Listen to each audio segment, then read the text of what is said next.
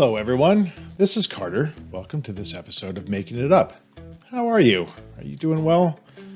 Are you healthy? Are you happy? I hope so. So if you're listening to this, you know this is the show where I talk to other writers and poke around in their histories and their lives and their brains and their processes. And just trying to mine for those nuggets of interesting things that exist in all of us. And at the end of every episode, we make up a story, and that's always kind of stressful and fun and scary. And it's always interesting to see how we do. And it's usually kind of a shit show, but that's actually what makes it fun as well.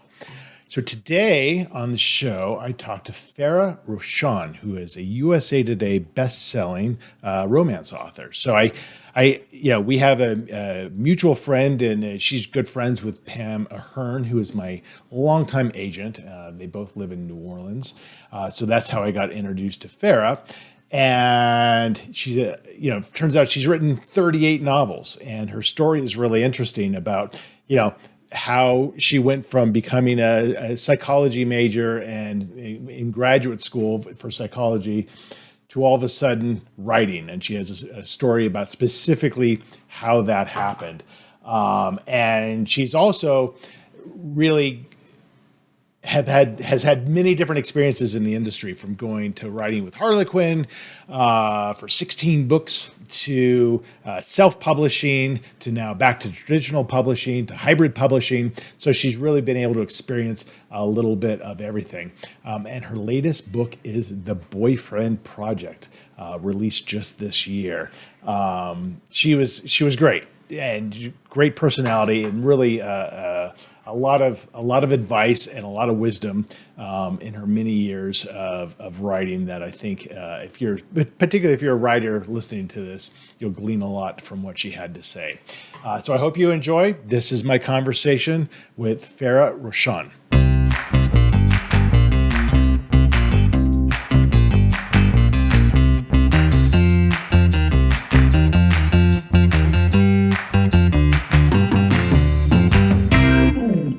My setup was. Okay. There you are.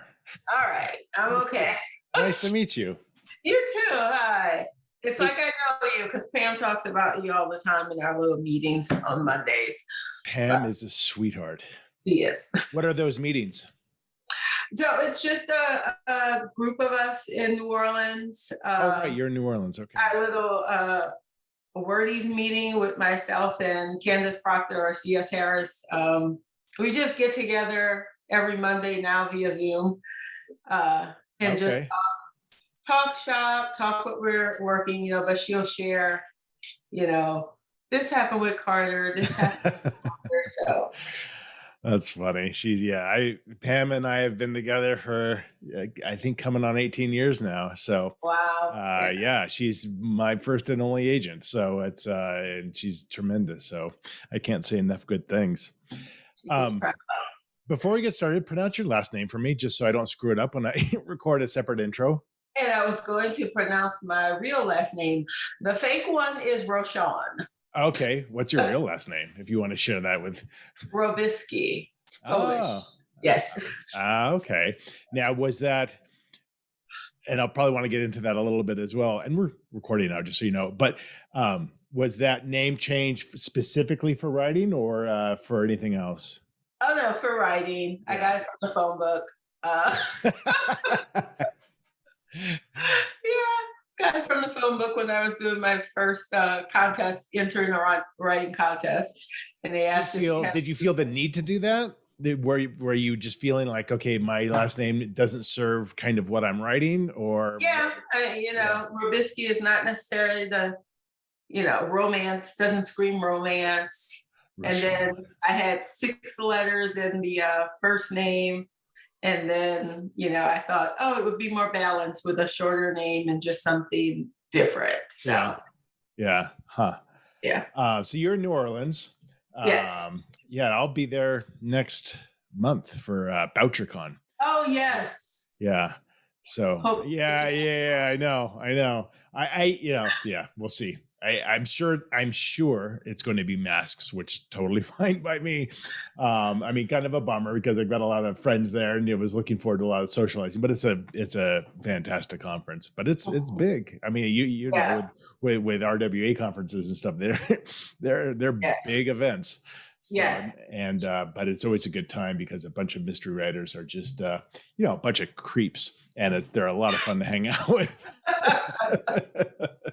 No, it sounds good. I really do hope they can pull it off safely. Yeah, We'll see. yeah, They've we'll got a see. month to get things under control, so it's okay. Yeah, yeah. So you grew up in Louisiana? Yes, I Okay. am. I'm from here. I'm actually in a little town on the bayou, about 35 miles or so from New Orleans, Okay. right between New Orleans and Baton Rouge.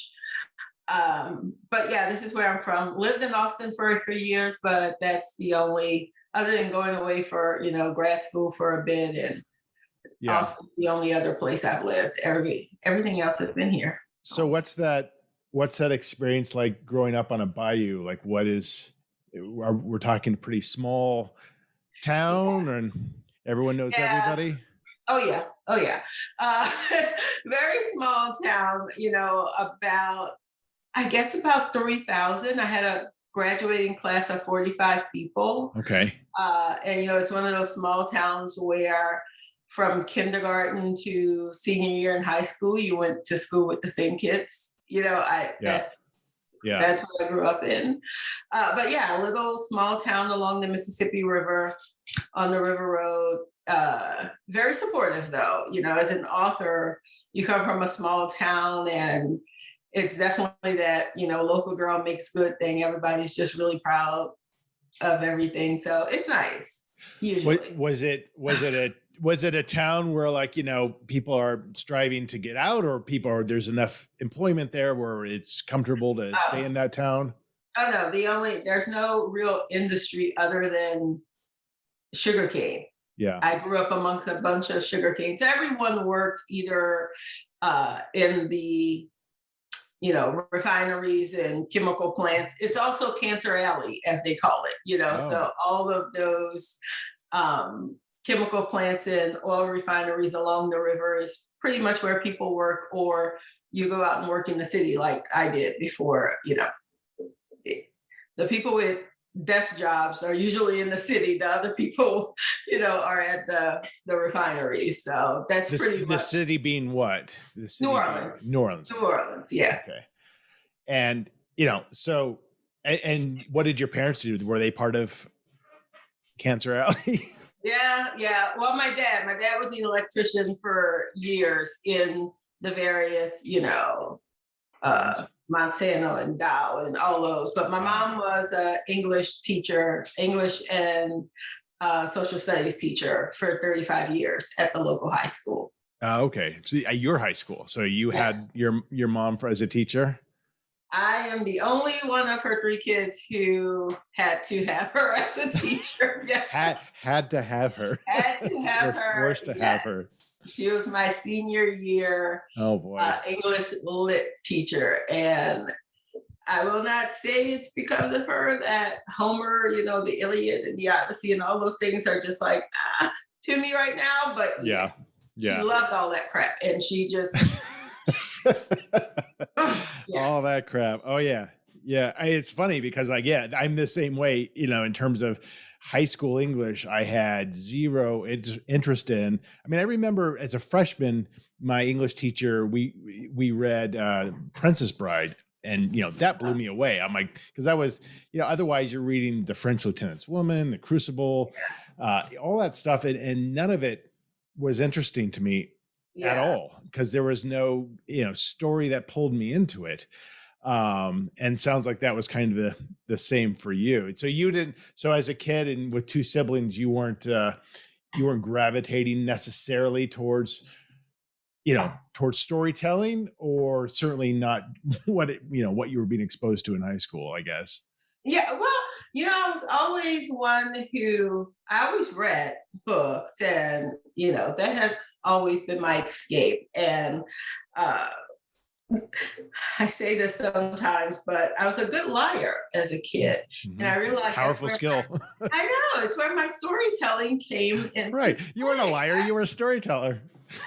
Yes, I would weave the best tales to, explain how something went missing or something like that. Right.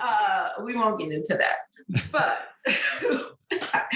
but no, as a kid, because I grew up in a house where my mom was a reader, my dad, I didn't think about him as a reader, but that man read the paper every single morning. Sure. And, that came, I realized that, yeah, that was his reading from front to back. Oh, He wow. would get up early. He had a job, but he would get up early so he could spend a good half hour, 45 minutes reading the paper. So it's always been something in my life. But back when I was in high school, we had to read those, the serious books. I had like my John Grisham, whatever one was the newest one out. Right. I had that there instead of reading what I was supposed to read. Right. So, But that's healthy, right? Because you're still, I mean, you see that, when I see that with my kids, I don't really care what they read, but That's if they're what I'm saying. reading and they're not, on watching YouTube videos on an endless loop, that's a huge win. It doesn't really matter what it is. I know. I wish I could do that with my niece and nephew. They are on the YouTube and TikTok nonstop, and I buy them books and they don't want them. Yeah, it drives me crazy. Yeah. And it's a battle you're never going to win. But if you can make inroads somehow, Yeah. if it's even just a half an hour, but it's, yeah, we can sit here and be old and lament the youth of today. But yeah, it was definitely different. I've talked to a lot of authors who I got into reading because there was literally nothing else to do wherever I lived, or, we traveled around the world and all I had were, this pile of books that I could exchange out every now and then. And that's just, and it's funny to see. And I was just talking to Tess Gerritsen about this, her taking road trips with her family, and she had books, and I'm like, well, think about it now, if you had a smartphone, you might not have ever become a writer, right? Yes. So, who knows? Yeah. But writing is something that evolves into different forms, and storytelling evolves into different forms. So who knows, today's youth might be storytellers of something we can't even conceptualize now, but it's still kind of the art of lying. Yes. Yes. So you graduated high school, and then what? Went to Xavier University in New Orleans, in Louisiana, Right. in New Orleans, and I studied psychology. I was a psych major. Went to Xavier on scholarship, so got through it in 3 years because I was so afraid that I would lose my scholarship the entire time I was there. It's a pretty expensive. Well, it was expensive back then. Now it's just like, it's. I don't know if I could. But that was your ability to go there, was that scholarship. So kind of lived in.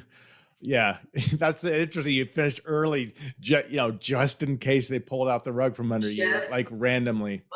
A philosophy class almost did me in. Because you had to maintain a certain GPA to hold the scholarship. And it went up every year. It started at a 3.3, and then it was a 3.5, and by the end, oh my God, that's so stressful. I know, it was horrible. That's where the gray hair started for me. But yeah, I went, full time in summer, and my whole thing was, let me get out of here, because again, my dad was the electrician, mom's a teacher. They could afford me to send me to a state school, but not a private. And that fourth year would have been a 4.0 requirement or something. Exactly. Yeah, it was stressful. It truly was. It sounds like it. I got through. Even it ended up with at the end of my senior year, whatever it was, there was this big ceremony. And I was awarded for having the third highest GPA among the graduating psych majors at Xavier. And when they called my name, I was just like, what? You had no idea. Because I was just going and trying to pass Right. classes and get through. I wasn't even paying attention to, what I was doing. I just Yeah. knew I needed to get out. But yeah, that's where I actually formed, that's where I decided I was going to be a writer, even though I didn't tell my parents at the time. It's actually when I started writing my books. But why? Like, so, because as a psych major, that almost, yeah, like if you really go that path, that's going to necessitate graduate school. Yeah. So what was that? What was that moment, if there was a moment, as being a psych major, like, I'm going to write? There was a moment. Oh, I love the moment. I There want to was hear a about the moment. moment. So, so let's back up just a tad. I was not very good at public speaking. Mhm. I, in fact, almost left Xavier because they required you to take a speech course. Mhm. And I was the only sophomore in a freshman speech course because I just didn't go my freshman year. I just thought I could sail under it and never take it. And But that makes it worse because you're just building that panic inside of you. exactly. I actually ended up they put me in therapy for 3 months. I had to go to therapy to try to work through my social anxiety. But I got through that class and never took anything that required speaking in public again, even though I do it all the time now. Yeah. But fast forward about a year later, and I was in a writing for psychology elective. And my professor, her name was Y. Du Bois Williams. She's actually the only granddaughter of W.E.B. Du Bois. Oh, wow. She was she was just the biggest rock star you can think of on campus, right. And she happened to be my mentor. And I wrote something about my very first experience giving a speech in high school. And her feedback was something along the lines of, maybe in the grand scheme of things, you were meant to be a writer, because I've never felt so much from a paper from a student. And it was that moment, because she said I just evoked so many emotions in her describing what I went through. Right. And after that class, I took my little 3-subject notebook, went in the student center, and I started writing my first book. It's a horrible book. I'll just say that. It's a horrible book that would never see the light of day. Every first book is a horrible book. Yeah. Oh gosh, Carter, it had like 17 points of view. It was so bad. But that was my moment. That's when I thought somebody else actually thinks that I could write. But isn't that, first of all, you should have been a suspense writer if you're describing the fear and panic of public speaking. That's what I started as. Believe it. Oh, okay. That's what that horrible book was. It was the book that was going to knock John Grisham off of his pedestal. That was my right. mission. That was going to, yeah. Well, you got to start somewhere. So bad. But this is fascinating to me because and I've seen this before, and I find it so strange and nonsensical, and I suffer from it too. But this belief system that writing is something that's going to be, a smart decision to make as you're knee deep in a college education. Yeah. And especially given your situation, that if you have to pivot to like, okay, well, I'm going to become a creative writing English major, now you're tacking on potentially more time, which you don't want at college. But it's just like, but I think that kind of truly defines, a lot of writers is like, this belief system that's so misguided, but yet that passion is there that, okay, well, you are inherently a writer because I have to do it. This belief that this is a smart decision. But I never changed my major. I finished in psychology and I went on to grad school and got my master's in psychology. But the writing was, I was still doing the writing. It took me like 3 years to write that first book.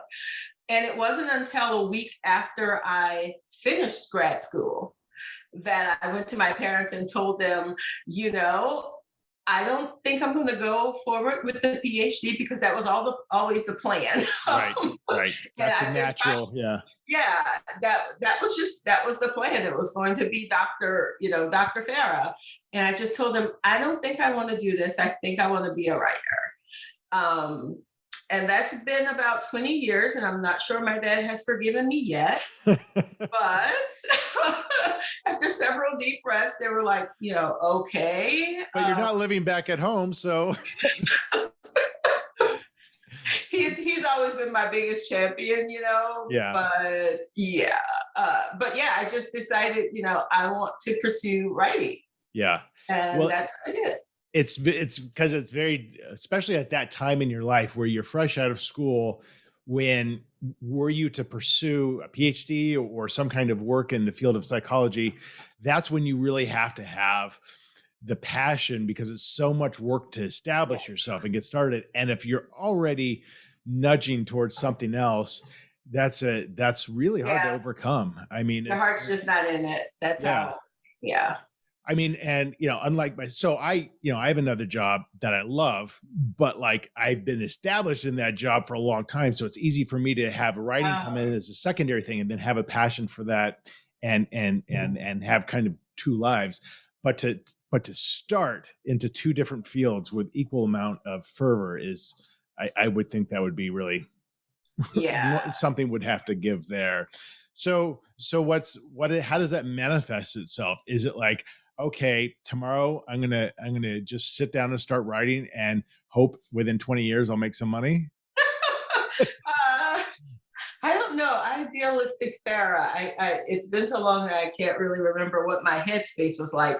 I do know I actually did go into, I worked and used my degrees. I worked for Shell Oil for several years.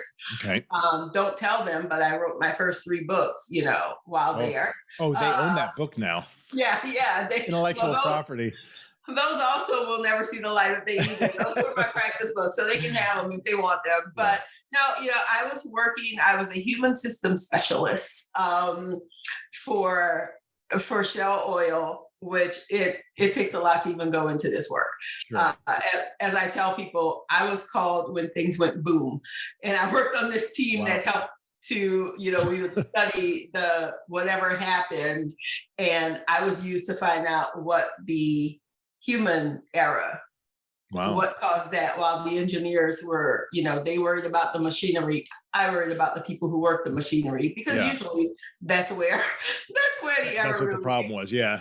Yeah, it was fascinating work, and I'm actually happy, that I got the chance to do it. But like you said, my heart just wasn't in it, because I wanted to be a writer. Yeah. And it was actually a layoff from Shell that kind of started the whole thing for me. Right. That was the best thing that ever happened. Absolute best thing. Yep. Absolute best thing, because about 8 months before I was laid off, I got like a big promotion, and I went 8 months without touching my book. I've been working on, I think I was up to book number 5.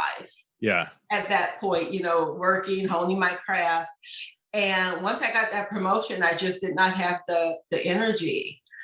And I was laid off. And then I just went back into my book. And I remember I wrote like 50 pages in that first week, when I used to get, maybe 10 or 15 a week. And well, because you got a severance, I assume. So it wasn't like, oh my God, I can't make my mortgage payment next month. Exactly. I didn't have a mortgage payment at that time, so that was a good thing. Yeah, right. And, it was, but I was in a position where I could take something. It was like 5 months, and I finished that book in 5 months. And then the publisher that would turn out to be my first publisher, they announced that they were looking for African-American romances, because they wanted to start not necessarily a special line of it, but they wanted to start acquiring more. Yeah. And I would not have had a book to give them if I had still been at that job at Shell. So it was just like perfect alignment. It happened exactly when it needed to be. Yeah. For me. So two things I want to understand from you.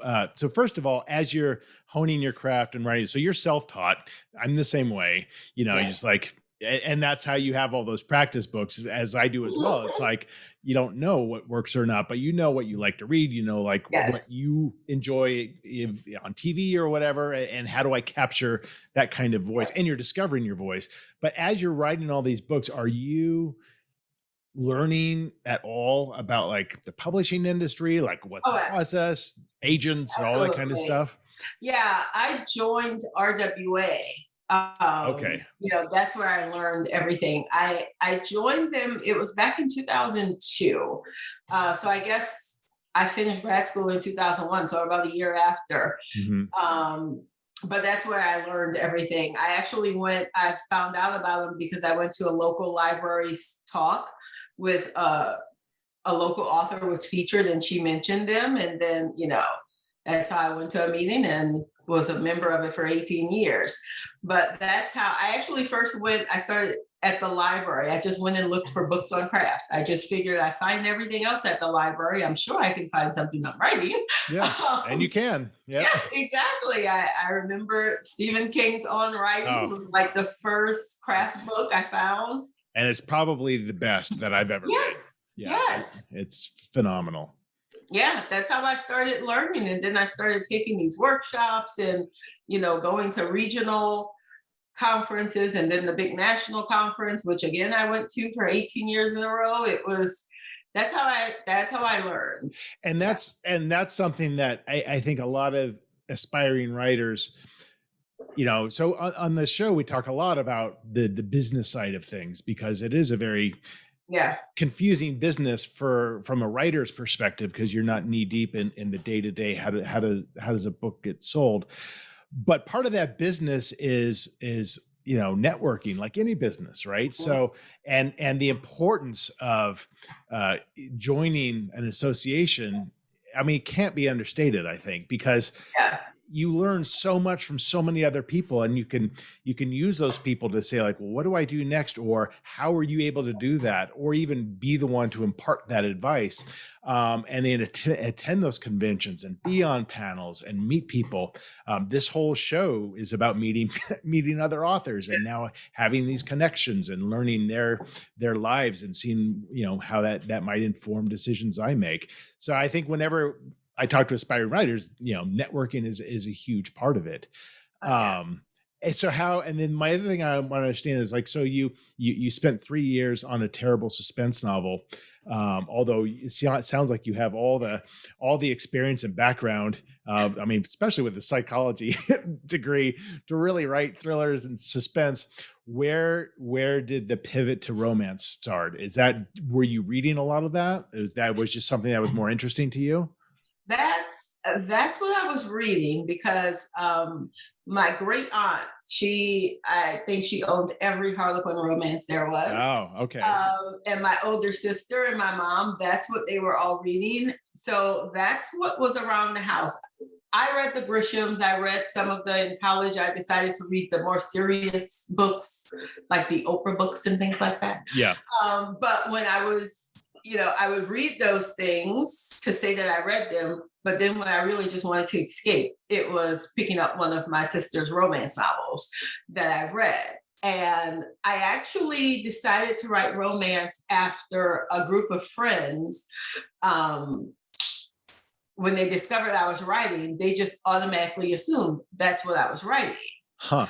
And I just thought I had to write the more serious books. It was like one of these light bulb moments where I thought, well, yeah, I read those. Why not write romance? Right. And that first romance novel, which again would never see the light of day, it too was awful, but I had so much fun writing it. It was so, I just enjoyed writing it. I loved writing the banter between the two characters, and I loved writing it. So that's when I realized this is what I should be writing. Yeah, you were finding your voice, right? Because Yes. it probably felt the most natural to you. And that's not to say it can't be a serious book. I mean, I think that's always is interesting as well, because I'm classified as a thriller writer, and I read thrillers that I'm like, I hate some of these books because there's no emotion in them, and like I Yeah. love exploring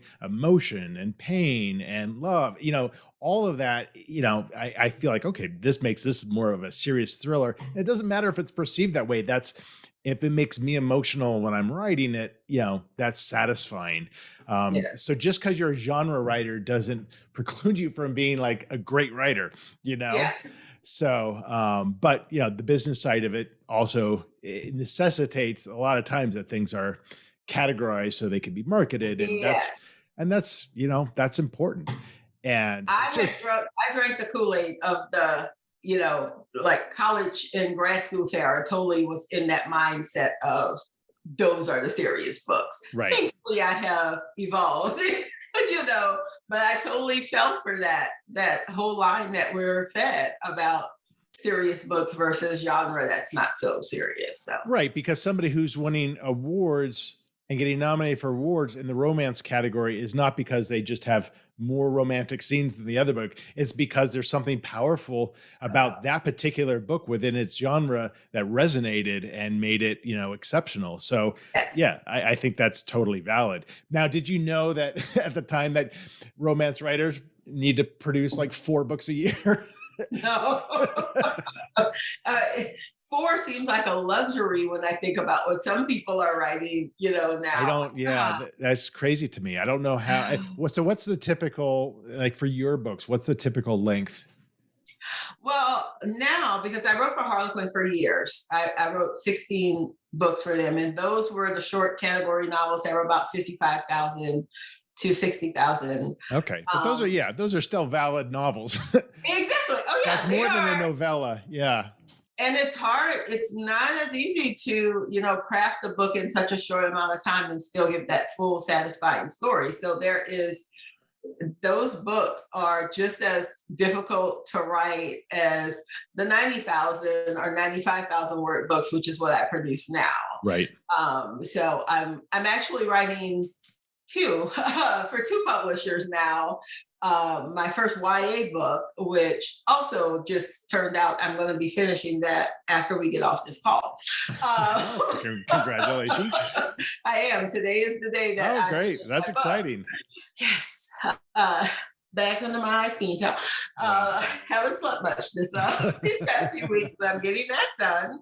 And yeah, that's probably going to end up about 90,000 words. The one I just finished about 3 weeks ago was about 90,000 words. So that's about what I'm writing now. Wow. I mean, do you feel, so you've produced a lot of content over the years. Do you feel now that like, if you know the story, that the muscle is there to physically produce the content? Or is it still, because for me, I don't write a lot every day, but I write every day and the muscle's there.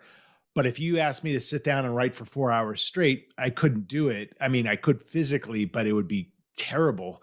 And I think that the bursts that I go through to produce what I hope to be is as good as it can be wouldn't be there. So, but it sounds like you're able to just kind of grind. It's not because I want to. Right now, I'm actually in a unique situation because this other publisher made me an offer I could not refuse. But I already had a book due for my adult romances. So I basically told them, yes, I can write both of these books in 6 months. This is not typical, and I will never do it again. Wow, that's a lot of work. It has been a lot of work. It's absolutely the hardest 6 months I've gone through, just career wise, trying to write both of them. But I am I'm obsessive when it comes to plotting. That's how I write. So I do take, weeks to plot out the book. I actually call that sort of like writing my first draft. Yeah, I realize it has to be. You're thinking of the entire story. Of course, that's a draft. Yeah, scene by scene. So I have that before I ever start writing the actual manuscript. I have the entire thing plotted out. So it's easier for me to put in, a few hours at going for 25 to 300, 2,500 to 3,000 words, a day Uh-huh. is pretty comfortable for me. Yeah, that's great. And that's just because I know the story and I'm basically just bringing it to life on the page once it's time to start writing the manuscript. So Yeah, I'm fascinated by that because there are rare times where I'll know maybe like, okay, over the next call it, quarter of the book, these things need to happen. That's if I even get to that far with plotting, that's pretty amazing. But when that does happen, it is a lot easier to write. But it's just not how my brain works because I usually sit down like, I don't know what happens today. But to me, that's the thrill of it. But it's also, yeah, it would be very stressful if I had to produce 2 of those manuscripts in 6 months. I mean, I couldn't do it. yeah, That would be hard for me to do. I mean, I'd have to train my brain differently. So that's impressive. You can do that, yeah. but it's also just how you work. Everyone's I think it's the training, though. You hit the nail on the head. I yeah. started out as the cancer, writer, but once I got with Harlequin and I produced 4 books a year, I realized I could not do that, and that's when I had to start. Just I figured out another way, and that's what happened. And now the thought of sitting at a blank computer screen without figuring out the book gives me highs. But maybe you were a plotter all along, right? I think so, yeah. And because I do think there is some kind of innate, like, because even when I try plotting, as I start to write, I think of something more interesting and, I get excited and I'm like, and if I don't see that coming, then I'm like, my reader's not going to see that coming. And I get kind of giddy about it. And those are some of my most favorite moments of writing because I tend to write for myself more than anyone else. And so if I'm not having fun, then kind of what's the point? Yeah. And you've been all over the place in terms of, I'm with a publisher, the publisher goes defunct. Now I'm hybrid publishing. Now I'm self-publishing. Now I'm back to traditional publishing. I mean, that's stressful. Yes. And I don't have any experience self-publishing, but, going through all those different phases, and certainly it depends on the time, because there's different waves for everything. Do you look back and say like, this was the most satisfying route when I self-published because I did it all myself? Or was it like, traditional publishing is good because I get that third-party affirmation that my stuff is good? Yeah. Looking back on all of that, what's your kind of takeaway from all those different types of publishing you've gone through? When I look back, the only, like if I were thinking about it in terms of regret, the only regret I would have is that I didn't move to self-publishing a little bit earlier. Huh. I probably stayed with Harlequin a few books longer than I should have, because I did do well. Harlequin helped to give me my audience. Yeah, right. That's where a lot of people found me. You couldn't have just jumped into self-publishing romance. You would have been lost. No. And, romance, when it comes to self-publishing, romance really does, they do well for self-publishing, probably better than most of the other genres out there. Even with a relatively unknown name. Yes. Because people are gravitating to the story. Yeah. Exactly. Okay. And that's how it was when I was, at Harlequin writing for their category lines. People didn't read for the author. They read because they liked that line of books and they liked those stories. So a lot of them would get them, the 4 books in the mail every month. They had that big mail order thing. Okay. So it was a great way to establish myself as a romance author, get an audience. So when I made that pivot to hybrid publishing, I actually did that. Well, I self-published 3 books that I got back from my defunct publisher. Right. First, but then when I started writing new things, it was actually connected to one of my series with Harlequin. Hmm. So it was like set in a town that's mentioned in the Harlequin book, and they were fine with it. Yeah. So I was writing Well, one. sure, because they can go and read your backlist. Exactly. Right. They saw my when I put that first book in that series up, and then a book that had been out for months had like this spike in ebook sales, and they're like, "What's happening here?" Yeah. Because people saw it with the book that I self-published. So it really worked well for me, the hybrid publishing. But then it got to the point where um, most of my salary was coming, most of my income was coming from like the two novellas that I self-published that year, Hmm. while I worked, 80% of my time went to the four books that I wrote for Harlequin. And then I just realized this makes no sense at Right. all. Right. I can be doing this myself. So that's when, I left, like I said, probably a little later than I should have, but I had a nice 3-year run self-publishing, not producing. I thought I was going to start self-publishing and just write, Hmm. write the 4 books a year, but I realized my body just needed to rest. Sure. So I Yeah. was able to, I didn't have to produce as much.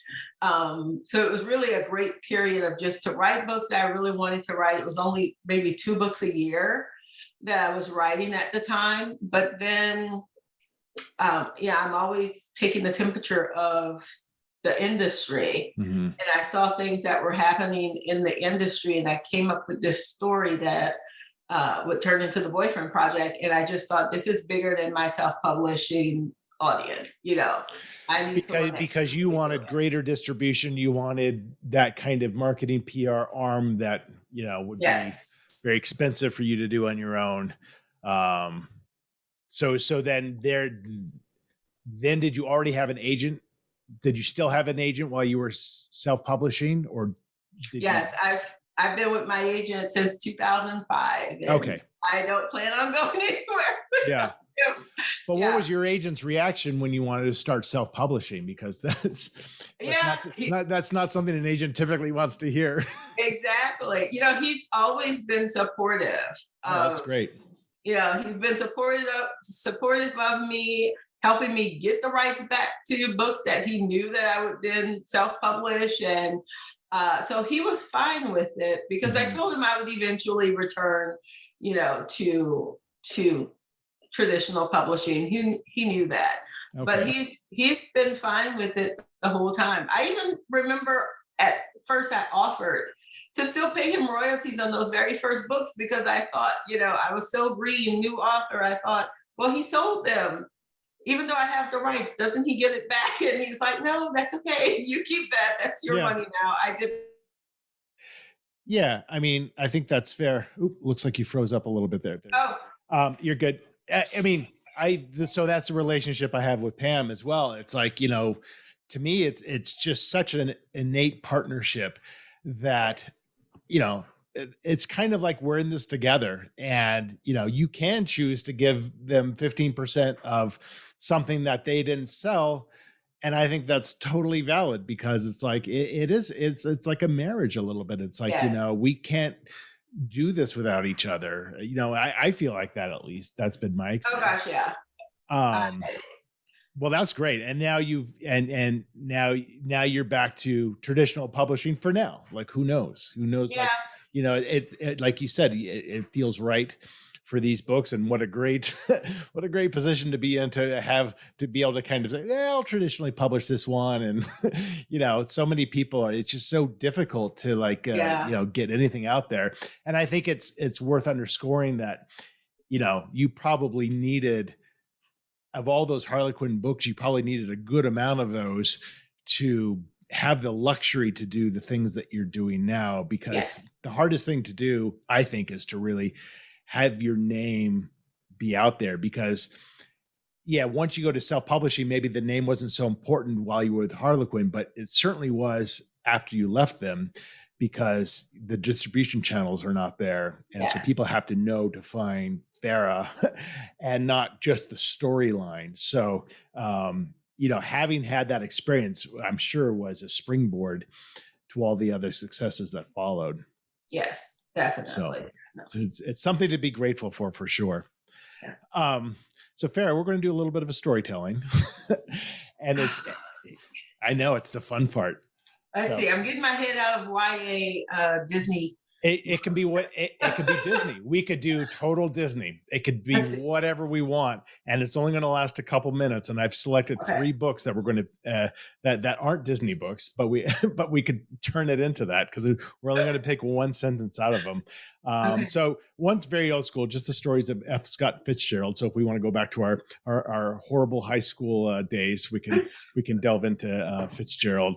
Buddy of mine, Allen Eskens, wrote this beautiful book, The Life We Bury, which is a suspense novel, but it's excellent. And then The Lost Weekend by Charles Jackson, which was written, I think, in the 40s. And it's about this raging alcoholic kind of lost in this city. So it's... Oh my gosh, on the deadline I'm on, it's like, that might be too close. Lots of wine these last few weeks. I am intrigued by that middle one. Yeah, The Life We Buried. Yeah, he's a great writer. All right, give me a page between 1 and 300. Okay, let's go with 228. Okay. And then give me a sentence, say, between like 1 and 5. Go with number 4.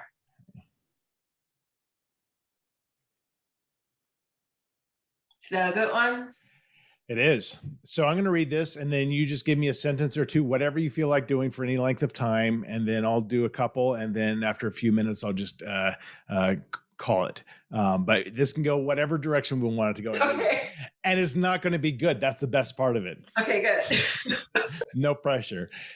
As I crested the hill, I saw my first proof of civilization in 2 days, a blacktop road, plowed clean, rolling out to the horizon. If it wasn't for that goat, the tractor coming through probably could make it. I started down the road, my feet bruised and weary from days of walking, and I walked up to the farmer in the tractor. He told me about the accident that was just down the road. That's where he was on his way to. The goat, of course, followed him just because that's what that goat always did. Made me wonder, who got into a wreck this time? What he didn't know was I actually knew the answer to that question. I was in that wreck, and it was vitally important I made sure he didn't know that, because if I admitted to myself, I was leaving a crime scene. Holy crap, that's good. Let's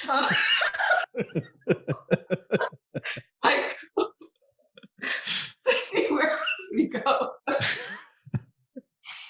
The only problem is both the money and the dead body were still in the car.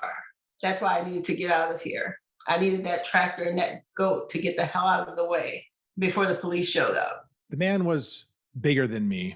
I could tell, even though he was sitting in the tractor. But he was the soft kind of big, the weak kind of big. I was lean and scrawny, but I was the desperate kind of strong. I knew I could take him. If not for that damn goat that picked that minute to bite me right on the ankle. All right, we're gonna call it there. I love that it ended with a goat getting the last laugh. I have no idea where the goat came from in the first place. Well, that's obviously a very protective goat. That goat picked up on the malevolence of the stranger. See, that was fun. That was fun. See, I think you're a thriller writer. Oh, I think so. I'll try to use that for kind of a thriller that I'm writing. Not really a thriller, but a different from romance that I'm writing right now. So. That's right. It can just be something for your fans, a little extra that shows them the depth of your abilities. Well, listen, Farrah, it was really great talking to you, and nice to meet you. And I love that we have that connection in Pam, and it's nice that and your story is very interesting. And I think people who will watch or listen to this, especially writers, will certainly take away the importance of having a journey through way different types of publishing, and it's not always a straightforward line, whether it's publishing or whether it's genre writing, like whatever it is, everything's a discovery, and it Yeah. takes a long time, and you have to have that continuous passion in order to get to where you are right now. So it's an inspiring story. I've had people with my last book who they were like, congratulations, they think it's my first book. Right. It's number 30, it's number 38. The Right. Boyfriend Project was 38, and I've had so many people who thought it was my first book. Right. So, You ever get the line like, "How's your book doing?" You're like, "Which one? which one? Yeah, Which sounds pompous to say, but you're like, literally, I don't know what you're talking about. exactly. It's amazing what can happen over 13, 14-year career and where it will take you. So yeah, Yeah. any writers out there, just stick with it, because you never know what's around the bend. Yeah, Might be a exactly. ghost waiting for you. Well, I wish you nothing but continued success, which I'm sure you're going to have. And yeah, I'm looking forward to meeting up with you at some point in person, hopefully. Let's hope. Let's hope eventually we can go back to conferencing with no mask and Yeah. yeah, be safe Well, out there. it'll happen. It'll happen. All right. So, Thanks all so right. much, Farrah. Thank you. This is great. Take care. You too. Bye bye. So that was my conversation with Farrah. She was great, engaging. I thought the story turned out well. I didn't know at the beginning that there would be a goat involved, but the goat quickly became a pivotal part of that tale. If you want to find out more about Farrah, you can go to farrahrochon.com. And if you want to find out more about me, about what I'm up to, where I'm going to be appearing, or subscribe to my award-winning It's Not Really newsletter, you can just go to carterwilson.com. Thanks for watching. Thanks for listening. More episodes coming out soon. Until then, take care.